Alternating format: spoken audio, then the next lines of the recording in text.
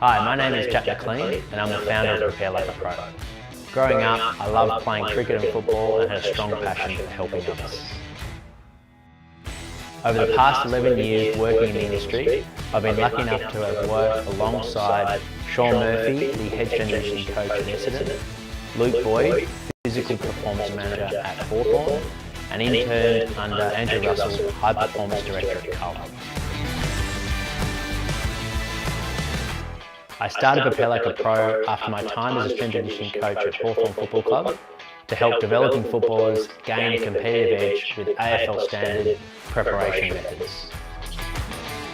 If you're a developing footballer wanting to take your game to the next level, we'd love to help you. At Prepare Like a Pro, you can expect to not only improve your athleticism, but also lower your risk of injury or overload.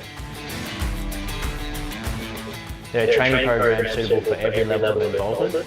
I would love to help you choose the one that best suits your goals and personal motivation. Head to our Inquire Now page and I'll get back to you soon.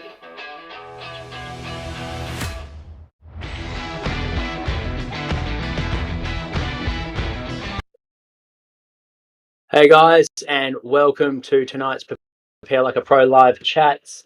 So we have Joel Hocking on the show. He's the high performance manager at St Monica's College in Epping. And prior to working at St Monica's, Joel was the high performance manager at Carlton Football Club. He worked at the Melbourne Football Club and also at Essendon and Hawthorn over his 20-year career in strength and conditioning in the AFL. Before we start tonight's episode, our mission here at Prepare Like a Pro is to empower aspiring athletes and staff with practical knowledge from some of the industry's most inspiring individuals and to strengthen the AFL community.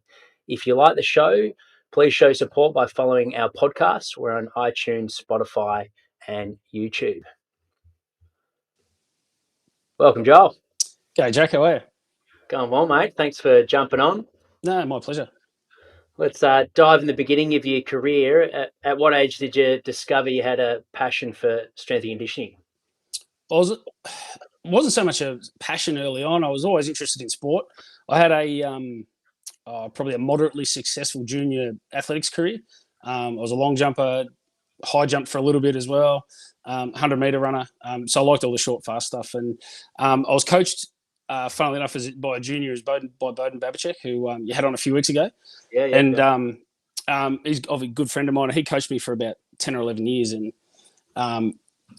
being probably one of the pioneering strength and conditioning coaches in the AFL at the time, he sort of brought a little bit more of the track and field type flavour to AFL, along with John Quinn as well, who you've had on.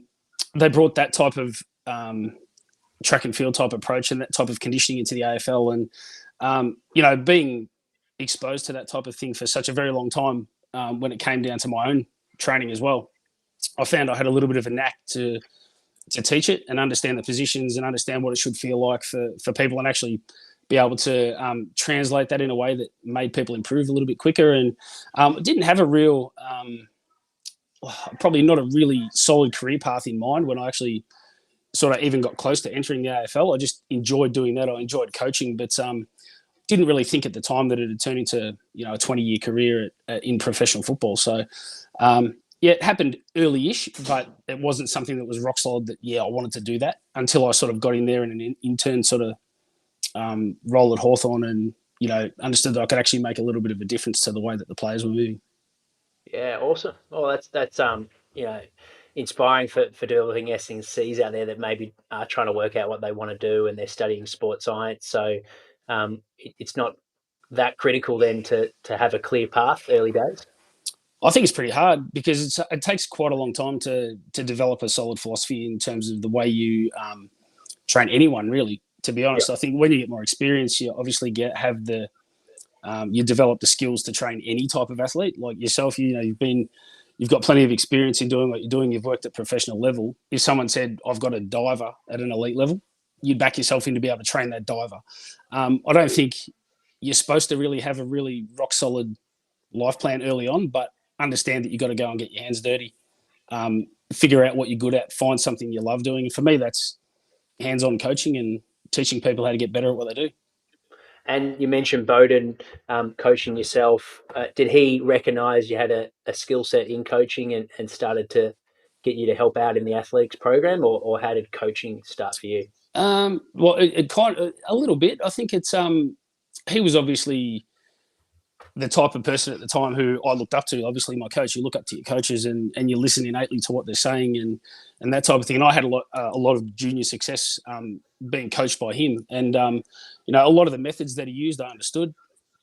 Even in the gym at an early age, like we started doing the Olympic lifting type stuff for myself probably around the 16, 17 years of age, and got quite proficient early on. So his methods and that type of thing, and probably a little bit of my understanding of how to move, and then how to probably have to ask him about how I relayed the message back. But we worked relatively well together at Hawthorn for the amount of time that we're there, and it was enjoyable. It was a great start to my career, been working under him. So.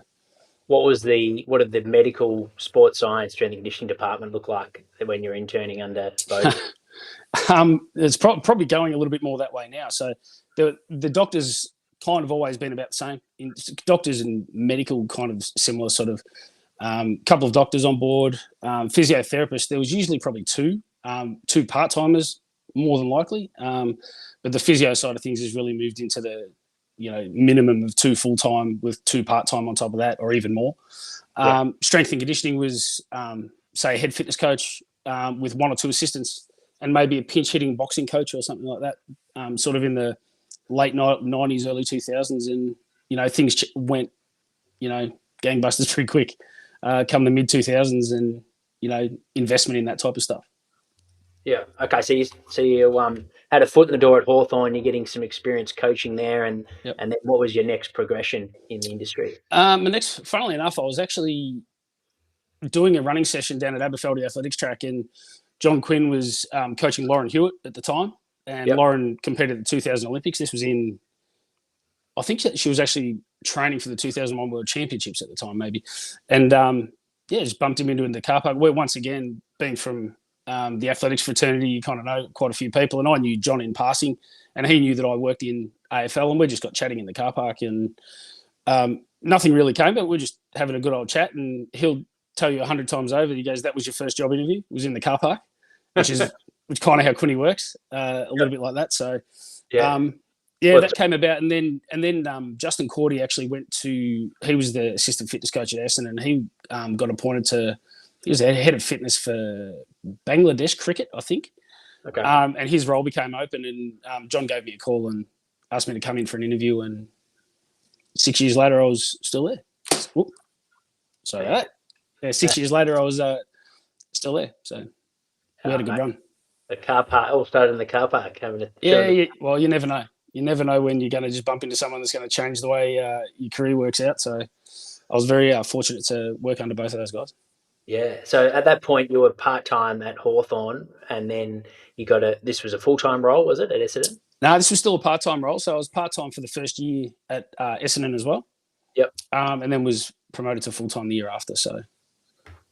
Fantastic. So how, for the S&Cs tuned in to this podcast, how did you go about, what did you do outside of your football progression? So were you doing a bit of personal training? You mentioned athletics, like how were you sort of making ends meet? No, things are a little bit different back then than what they are now in terms of dollars and probably how much you need to live every day and all that type of thing. And, mobile phones weren't a big thing. iPads didn't exist, none of that stuff. So there was not a lot of waste of money. When I was part-time, I was actually working a retail job part-time as well. So there was no money in athletics. Athletics was just for the love of it. And, sort of halfway through my time at Essendon, there was like the sort of the career move where it was, do I keep training really hard for track and field, or do I put all my eggs into the wanting to be a high performance manager basket? And I chose the latter, and we moved on from there. So I think it was a definitive time because GPS had just come into play sort of around 2005. There was more data, there was a bit more people becoming involved. The game was getting a little bit more complex in terms of what you could measure and what you needed to manage and to best manage players. Whereas a little bit of it early days was more just coaching, get the work in, a bit more gut feel. Yeah. When the data came on board as well, it was everyone just trying to readjust a little bit to, okay, what are we looking at? How are we going to use it? What's the best way to use it? how to individualize it, all that type of thing. So through the second half of my time at Essendon was where we started to really start trying to figure out what all those numbers meant and how we could affect training with it. So I was pretty lucky in regard to have seen the sort of evolution of the way the data's come into the sport. So Yeah, that's so interesting. Like learning how to use GPS when you're in the, at the top level. I imagine you got to learn pretty quick. How did you guys go about doing that? Did you speak to other clubs? Did you go to other sports? Take us through your no, mindset. well, other sports went. AFL sort of got their hands on it as early as anybody. With I think it was GPS Sports back in the day that that released the first lot of units, and John employed Aaron Coots, who's professor at UTS in Sydney, and it had him on board as a consultant. So Aaron, I've spent probably the last decade working with Aaron. So he worked at Essendon for probably, I'd say, 4 or 5 years, and then moved across to Carlton. So I joined him at Carlton in 2011, 2012, and he was there up until I left Carlton. So Aaron's, very lateral thinker, very practical in terms of the way he thinks about data and the way you use it. It's not just all about collecting it and analysing things. It has to have an outcome in terms of, if you're going to measure it, use it. Yeah. And his practicality made it much easier for us to implement things into the program and have some really solid objective things to look at. So, he's, once again, when we talk about mentors, like, they're people that are wise, people that know a bit more than you do, sounding boards and that type of thing. He's definitely one for me, along with, Bowden and John. Yeah, I love that. If you're going to measure it, you have to use it, because I imagine back then when it's all new, it would be quite overwhelming, all the data and what's relevant and what's not. You'd have to filter it. How did you guys go about working out what's relevant to the game, whether it be performance or what's relevant to injury prevention? I think in the end, like, there was the one thing you can really analyze really closely as part of your training programs, your weights. It's the easiest thing. It's confined. It's in your face. You can program rep by rep. Football's practically chaos. So it did take quite a long time, to get individual player profiles and that sort of thing. That type of thing took years. It didn't take, months to figure out what was actually going on. And then being able to cut up data into certain zones and, how much of this, high intensity work can this person, handle before they start to show signs of breaking down and all that type of thing. It sounds really complicated, but once you actually have the data sorted into players' profiles and understand what they're doing and how they're doing it, you can manage things accordingly. But there was a yearly project to get that type of stuff up and going, and Aaron and a few other colleagues of his spent a lot of time actually drilling into that sort of stuff, as a lot of other clubs did at the time. They were leaning on universities to actually help process all that stuff and tell us what was actually happening. So at that time, was Aaron and the other students, were they effectively what a sports scientist is today, where they were doing it all for you, or were you guys downloading it and then they more consulting you guys how to use it? We were flicking them data for sure. So we would actually physically, obviously, download it, send it off, come back. This is kind of what we think it means, and then that process just refines and refines and refines to the point where, in the latter part of my career at Carlton, we were, we could program 10 different drills into the session, and based on, drill averages and speeds and high speed running in drills and peak speeds in drills, we could get exactly what we're after, pretty much down to a couple of 100 meters, in a 90-minute to 2-hour session. And, those things become really handy for us to be able to use, especially when you're talking about injecting young players into the program as well, because, when you get a newly drafted player, they're keen to do everything, but, when every session's as hard as the last game you played, the realistic, what's realistic is you're actually going to have to, have, more rest periods, recover better. You really just gradually build your way into the high level of mechanical work that you're going to need to do. So. And what was something that you guys recognise as something you didn't really need to track that closely, that early days was being looked at? I think probably the variation in total volume is probably the one that you can, to an extent, let go, because the majority of total volume is relatively slowish type of running. You're typically not going to blow your high-speed running out of the water and all of a sudden do 30% more in one game. We don't see that very often. But you can quite easily, if you lose players during the game and you're down to one on the bench, you just don't have players to rotate and that type of thing. You don't want to be doing that every week, having these big changes in total volume. But I think in the end, the total volume that they're accumulating in a game is probably the least important one when we're talking about, keeping a guy on the park and making sure they don't get soft tissue injuries and that type of thing. Clearly, you don't want it to happen all the time, but one-offs, it's not all that important. And then what did you find GPS changed the most from your career before when it wasn't around to then after you guys had a couple of years of using it? Yeah. Where was it most useful, or what did it impact you as a coach? Where did it help you the most? I think it's, to be perfectly honest, I don't think GPS on game day is super relevant. I think it just tells you what you did. It's not going to tell you, give you any type of metric as to whether you're going to win a game or lose a game if I run this fast, do this much high speed run. It doesn't really matter. I think it's outstanding as far as being able to train, to plan training and plan it accurately, and individually as well. Like you can manipulate drills to get certain results out of individuals that are more at risk, or find areas that they need to top up on if they're needing that type of work. And that's typically what would happen with some of those first and second year kids that just working their way into the league and getting conditioned enough to play. And those type of things, we can manipulate and put different types of running in that the seniors aren't doing, that the juniors have to do. The context is a little bit different, but the result at the end is still the same. So, was that around the time we've had a couple of the older, well, not older, but guys that would have played around those sort of time, around the 90s to 2000s, and then we talked about how there was a shift in the guard where rather than flogging the young players and testing them physically, it was more about managing them and looking after their bodies and preparing them for the future. Do you think GPS had a part to do with that, or was that just more as the game became full time, so you got to spend more time with the athletes? I think the athletes are extremely versatile in terms of what's in the game at the moment. I think every club, probably back in the early 2000s, like you wouldn't have had one player run sub 6 minutes for a 2K. Most clubs have probably got a couple now that can do it, and then the rest of your average is going to be somewhere around 6.5 minutes to 6:35 for a 2K. And those type of things didn't exist. You still had players in the late 90s, early 2000s running 740s, and it didn't matter. When we came up to, when rotations became really heavy in the sort of late 2009, 10, 11, when rotations were creeping up around the 120 mark and all that sort of stuff, that clearly changes the type of running you're doing. You're getting more recovery. You can do more high speed.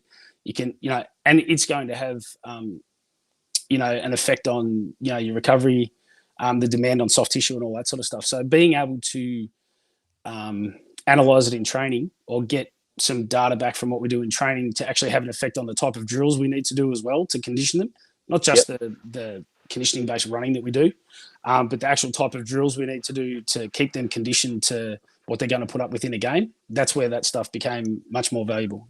Yeah, okay. So the footy started integrating with the conditioning. Yeah, exactly. I don't think they're still two very distinct things, but it's how the drills run, how long it's let go for, and all that type of stuff, and probably the constraints within the drill and the coaches controlling it. Not stopping and starting it all the time and letting it run to get that conditioning effect is really important as well. And do you think having you guys, the athletics, S&Cs coming in, it took a couple of years, but once you got that training in and you started to get buy-in from the athletes, that the change of the athletes started to adapt and become more explosive and more powerful? Yeah, 100%. I think, like, even back in the early days, like there was still a huge focus on doing speed work and being powerful and all that type of thing. But I think it's more around the recovery between. Really heavy bouts of that high speed stuff that it became like we focused much more on in season on quality, like getting really high quality stuff in season, not so much on how much we did during the season. And in pre-season, very different because obviously you need to get them fit enough and get them conditioned enough to everything. And then once again, you've got guys playing a little bit of catch up from off-season surgeries and those type of things as well. So pre-seasons are long, but they've got to be planned out, really, really tightly to get the results you're looking for. Yeah. And another question for the strength and conditioning coaches, you had a long, successful career. What was one of your favourite ways to continually self-develop your knowledge and your practical skills? Oh, I think just talking to people all the time. Don't get insular with the things you do. You can get when you're under pressure, you can get stuck inside your own head pretty quickly and internalize too much. But just keep talking to people because, I had a department of 7 or 8 people, and all of them had great ideas and solid opinions as well. And those opinions, formed the way we operated within the group. And being able to talk to people and bounce ideas off every single person that you work with is really important, just to keep morale up as well. Carlton didn't win a lot of games, but if you came into, our department, we still bounced in there every Monday, like we'd won, because we had to too, because we've got 45 players out there that need to regroup and back up and try and win the next week. Yeah, absolutely. Yeah. Okay. Cool. So working with your colleagues and having a inclusive environment where everyone's got a bit of a voice. Yeah, and utilizing your network. If you know people who know people, try and get in touch with them and have chats. If you think what they're going to give you is going to be beneficial for your development, then 100%. Just keep networking. The more people you know, the more you're likely to find the answer you're looking for. Yeah. Love it. Awesome, mate. And then for the footballers that have tuned in, you've worked with a lot of the the high level caliber athletes and been an athlete yourself. What do you think are some strong traits for developing footballers to get in the habit of doing at a young age? I think clearly, if you're going to get good at anything, you've got to be consistent with how you train. Training for speed and getting your mechanics tidy is a really important one. If all footballers are going to get fit, no matter where they start at a football club, they're going to get fitter, no question. Not burning yourself out before you even get to that stage is really important. So, once again, learning all the speed, having a schedule that allows you to do things with really good quality. You got to work hard, no question, but have a schedule that allows you to get the results you need.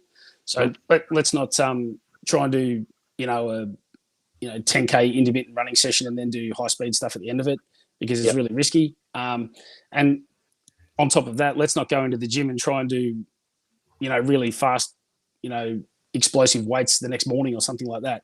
These little things and the recovery time within that is really important. And working with young kids that I do now, their schedules are very, very hectic. Yeah. The junior kids that I work with in a variety of different sports, and I don't have a lot of control over what they do because it's at community level with regards to their coaching. But there'd be some very simple ways for them to maintain high levels of energy and get much better performance out of their bodies just by having a well-structured week. Yeah, it's crazy the amount of volume of competing, whether it be house sports, morning training, afternoon training with clubs. And typically the better you are too. If you're a kid who's a say Vic Metro kid as well, and you go to a private school, you've got school footy, you've got school footy training, all that type of stuff on top. But another thing I'd probably emphasise, along with the speed sort of stuff in terms of that initial development with young kids, is start learning just the basic technical things around lifting. I'm a big advocate of Olympic lifting for developing strength and power, and spent a long time doing it, long time teaching it. The more of that type of technical thing, technical work, should you be the type of athlete that gets drafted, you'll be a long way ahead of the curve if you're proficient in that sort of area off the bat. So, and were you doing Olympic lifting in your programs after working with Bowden? Oh, absolutely. Yeah, absolutely. It was a mainstay in the program for the entire time I was in the AFL. So, worked with a variety of different strength coaches. Valery Stoimanov, who now does a similar job to what I do. Worked with him at trying to get Valery on. Mate, Hawthorn, Melbourne, and Essendon. I worked with Valery as well. So, he's from a technical perspective, and his understanding of physical development's probably as high as I've seen. Stu Livingston, who I spent the best part of 10 years at Carlton with. Fantastic as well. So his understanding of the modifications that need to be made and the adaptations on a player's behalf are, outstanding as well. So I've been pretty lucky to work with some people that have really similar philosophies around lifting and work in the gym to what I have. So for some programs that don't do Olympic lifting, what would be some of the things that a footballer should do differently for those that are listening? All right, I'm going to YouTube Olympic lifting. Yeah, you got to be a little bit careful because the technical side of things is, there needs to be quite a little bit. There's a little fair bit of coordination involved in it, and they can be quite dangerous if it's done, too early and too heavy and all that type of thing. But you got to start with strength first, like learning how to squat bilaterally before you're doing it unilaterally or on one leg first, and making sure that you have a strong enough foundation and strong enough base to then work into that type of thing, because the end product is the power clean and push press and the jerk and doing snatches and that type of thing. But there's a lot of progressions before you hit that type of thing. So don't just look up Olympic lifting and start cracking into it, because there are multiple stages before it. But just starting to get strong, starting to do things technically well, super important in terms of long-term injury management and long-term performance as well. Yeah, I love it. Awesome. I'm a big fan of Olympic lifting as well. There's probably maybe plyometrics, but there's no better athletic feeling you can do in the gym, I reckon, than... Yeah, exactly. Plyometrics is another one too, with regards to footy players. Like, it's promoted to get you powerful, and does get you powerful. It's an extremely important type of activity to do. But footballers, being, just the type of athlete you're working with, typically heavier than your track and field athlete that does a lot of plyometrics as well. Yep. The type of volumes you run, the type of fatigue you're under more often. These are all big things that can cause injury when we're doing plyometrics as well. So I think, once again, plyometrics is like Olympic lifting. Like, there are multiple stages into working up towards to doing them at a really high level. So just be aware of it. If you're out there looking at that type of thing, it can injure you as fast as it can make you fast. Yeah. So be very mindful of that. And what about challenges, mate? Is there a major challenge in your career that you recall that you got a lot of growth out of? There always is. Like, a lot of the time you don't realise it is until after. I think just working with developing teams and not winning a lot of games is a challenge. I worked at Melbourne when they went back to the draft, redrafted, and then I shifted over to Carlton, then got to a final, went back to the draft, redrafted. So the majority of my career has been spent developing players rather than winning lots of games, if that makes sense. So having teams that aren't quite prepared to take it to the next level and win a lot of games, but that's always a challenge. I think maintaining energy every day is a challenge in those type of environments, because they can be, I wouldn't say it's depressing, but it can be challenging is the word. They can be challenging, just finding ways to keep things feel fresh and keep things feeling new while doing the same thing you need to do. Yeah. So squats don't change, speed work doesn't change, but how can we, dress that up a little bit different to do the same thing and have it feel a bit different for the players? That was always a constant, one at the forefront of my mind in terms of when we were doing certain things in certain sessions, just making sure it was different. Yeah. Often. Yeah. Yeah, awesome, mate. We'll have a quick little drink break, guys. This is a video about our academy for those that are tuned in, and then we'll dive into a couple of people who've sent some questions through for you, Joel. So we'll jump into no problem. Hi, I'm Jack McLean, an AFL football strength and conditioning coach, and I want to introduce you to the Prepare Like a Pro Academy. Our academy is a subscription-based platform where you can sign up to be a part of our community.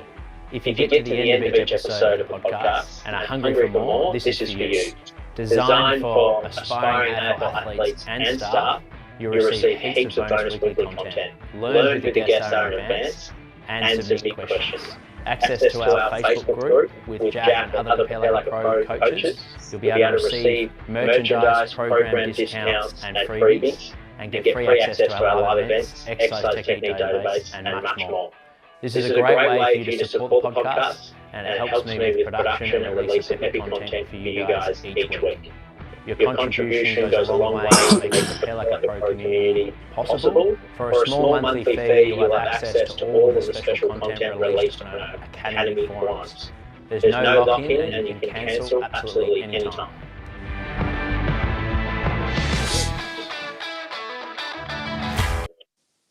Welcome back, guys. All right, so we've got a couple of questions sent through from Troy. My season's been cancelled and I have 2 or 3 runs before pre-season starts. Any advice on how to structure my training plan? I know Troy's living in Sydney at the moment, so there'd be a few... Did you say 2 or 3 months, did you say? Sorry? Yeah, before his pre-season starts. Yeah, more than anything, I'd probably be a little bit mindful of the type of work you need right now. So if pre-season starts in November, the key thing is probably to know that you're going to go back to training and things are going to get hot quick. But making sure that number one, you're not cooking yourself too much. Like I know a lot of athletes that have gone out and taken off season way too hard, and then they come back into the start of preseason and things take a downward spiral pretty fast. You know, you get a string of little injuries and you get one or two and they just nag and you miss a couple of weeks and all that type of thing. So, mate, I'd be probably looking more at structuring my week. If you're going to run 3 times, doing one speed type session, one interval type session, and then one sort of fartlek aerobic type session. It doesn't have to be crazy in terms of volume, but just making sure you can do all those things with good quality is really important now. Like, you don't have to finish all those sessions like feeling like you've just gone a 10 out of 10.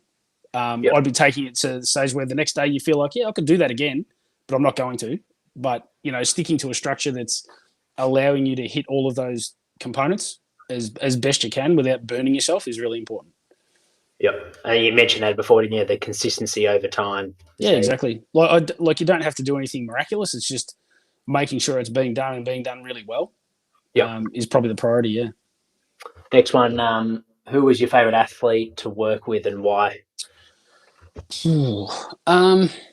There's been quite a few. Like, you know, when you're talking 20 years, you're talking probably 1,000 odd players or thereabout. Oh, not quite 1,000, probably 500 odd players is quite a lot. But if I work my way backwards, probably like Ed Curnow is, and everyone's probably heard this before, like Ed Curnow's ability to run and that type of thing. But Ed's not like every other egg. He's a bit of a different unit, and his combination of speed, endurance, and endurance is like nothing I've ever seen. Like, he is the best runner I've ever seen as a combined runner. From a speed perspective, Dylan Buckley was ridiculously fast, really, really skinny and really fast.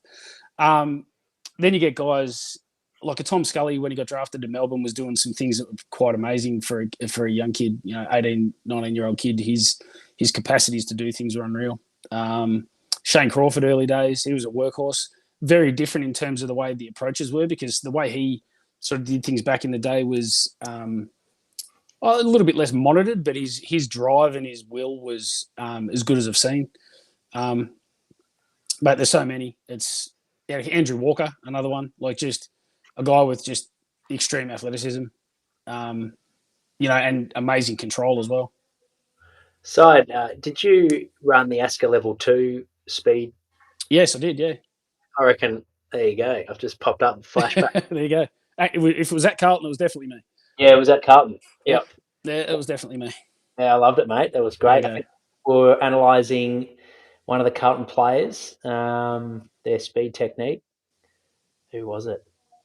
He was super fast half. I reckon it was probably Andrew Walker or Chris Aaron, one of the two. Yeah. Yep. There you go.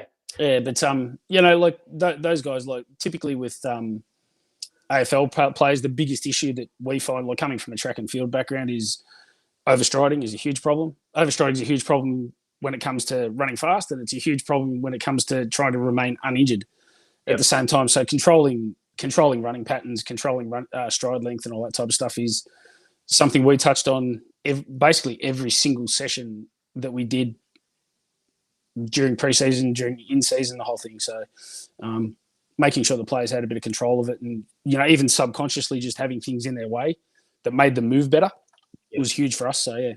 The little hurdles, I remember we did that. Yep. Actually, for footballers listening, what would be like your favourite 3 run drills to do over this pre-season? If you can find out the right stride length and that type of thing. So, like, if you Google wicket drills, it's basically just cones spaced sort of between 1.80 metre and sort of 2.20 metres apart. And just doing your strides through that, you can, if you keep them a little bit closer together, you can actually push in at like 50 or 60% of your top speed, and then just focus on getting off the ground really quick. And it'll manage your stride length for you.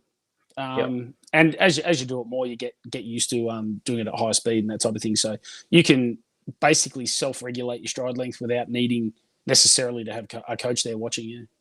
It's probably the best one. Even just learning how to accelerate, like understanding the difference between max velocity and accelerating. So there's a very, very different running pattern for both. And and different ranges of motion and different body positions that are required to get the most out of accelerating and max velocity. So they're probably the two things. Yeah. These are our get to know you questions. So these are just for our academy members.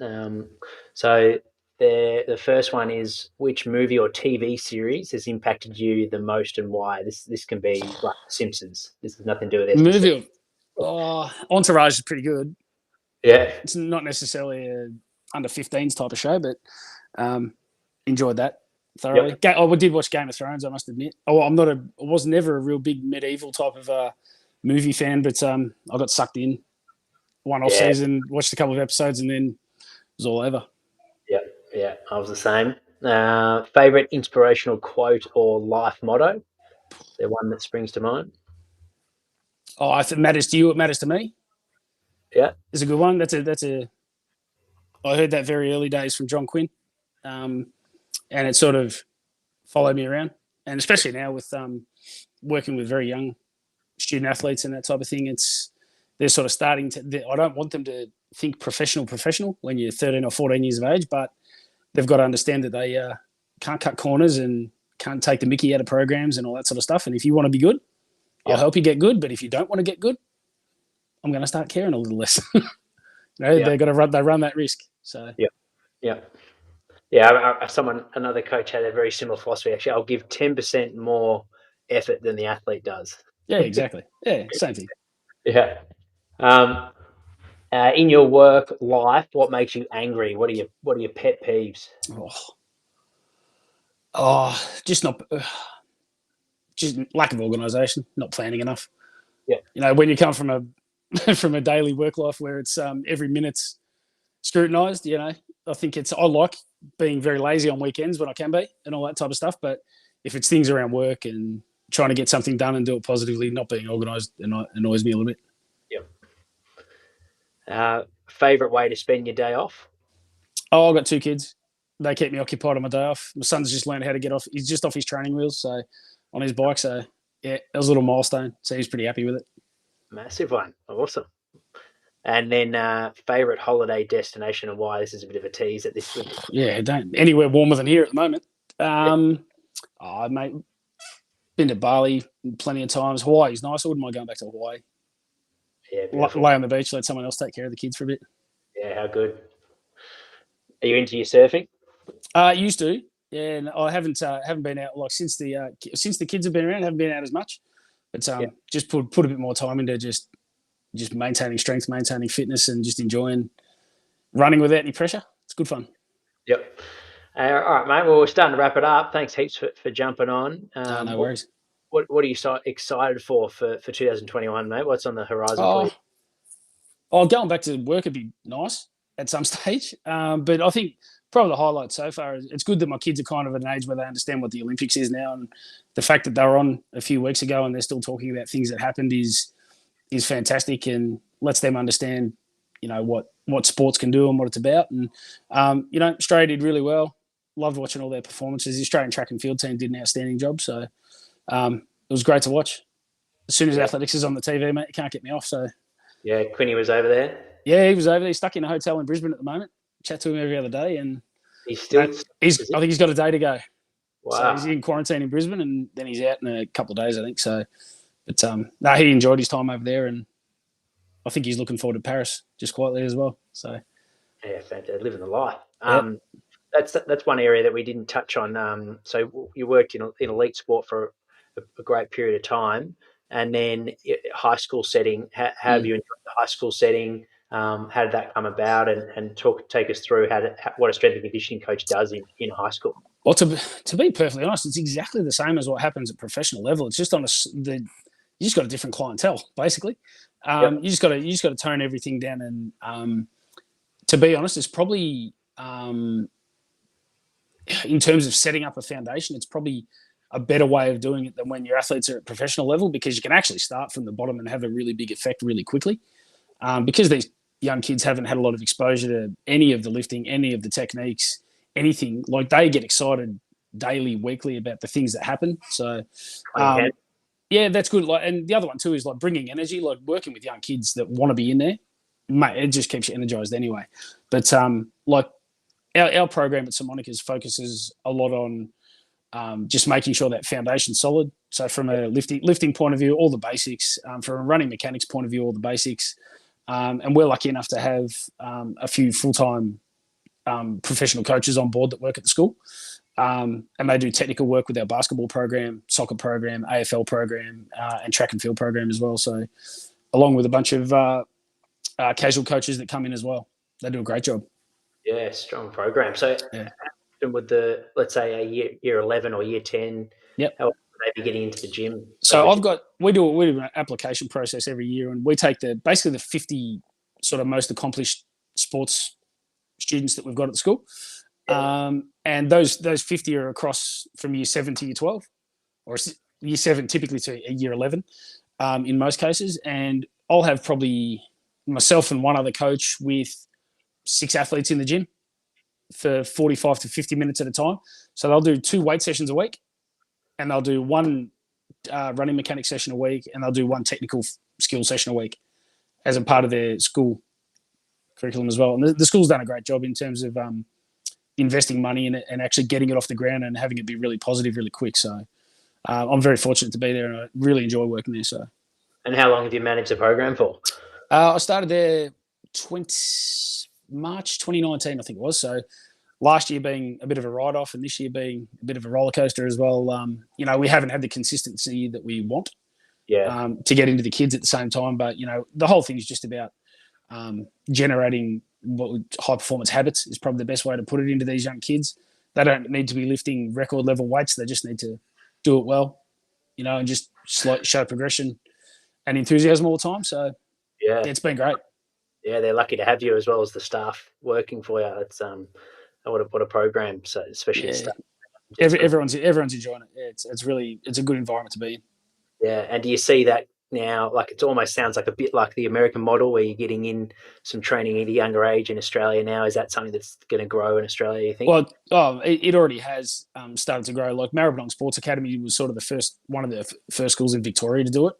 Now there's a lot of schools that run athlete development programs or advertise athlete development programs as a part of their curriculum and that type of thing. So it's definitely growing, and it's definitely somewhere that I would look at if I was a strength and conditioning coach looking to work full time and develop people. Like you're not necessarily working with the professional end, which is obviously where you might have eyes on, but at the same time to cut your teeth and get yourself a foot in the door with coaching full time. Like when we talk about coaching full time, I'd probably still do face to face maybe 25 to 27 hours a week.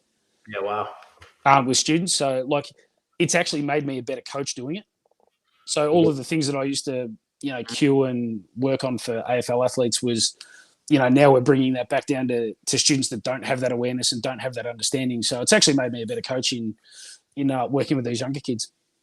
Yeah, I love it. That's awesome, mate. Well, great work. And thanks again for jumping on. Really appreciate you sharing your time and experiences, both the challenging ones and also the dropping some gems and practical skills for everyone to take away. No worries, mate. It's my pleasure. Awesome, Joel. Well, thanks, Jack. All the best with everything, mate. We'll speak soon. Thank you. Thanks for tuning in, guys. If you caught that chat halfway through or 3/4 through, definitely recommend watching the whole episode. You can head to our YouTube channel to watch the very beginning, and then we'll launch this episode on a coming Monday on our podcast, and you can follow that podcast on iTunes, Spotify, and all your other directories. That's called Prepare Like a Pro. We're also doing a giveaway tonight for those that are tuned in and watching this live. All you need to do is screenshot your favorite episode of our podcast and post it on your Instagram story, tag Prepare Like a Pro, and that will get you a 4-week strength and conditioning program valued at $120. So if you aren't sure how to do that, just direct message us at Prepare Like a Pro. Thanks for tuning in, guys. Till next time.